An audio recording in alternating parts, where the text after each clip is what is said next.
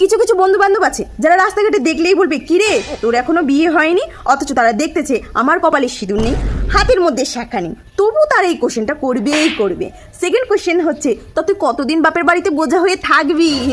তার মানে ওকে কি মনে হতো যখন ও বিয়ে হয়নি তখন ও বাড়িতে বোঝা হয়েছিল, ওর মনে হয় তাই ছিল। হ্যাঁ, তাই আমাকেও সেই কথাটা বলে।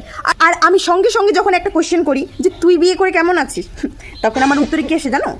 তুই বিয়েটা কর না আগে, বিয়েটা কর, বিয়ের ঠেলা কেমন পাবি তখন বুঝবি বিয়ের জ্বালা। আরে ভাই, যদি জানোই যে বিয়ের জ্বালা তাহলে দেখে শুনে কেন বলে যে বিয়েটা কর, বাড়িতে বোঝা হয়ে আছিস, এই হয়ে আছিস, এখানেও তো বোঝা হয়ে থাকবো, ওখানেও বোঝা হয়ে থাকবো, তাহলে আমাকে বলিস কেন বিয়ে কর বিয়ে কর বিয়ে কর? হ্যাঁ, নিজেই তো বিয়ে করে ঠেলা হয়ে আসিস। হ্যাঁ, আমাকেও কি ঠেলা করতে চাইস?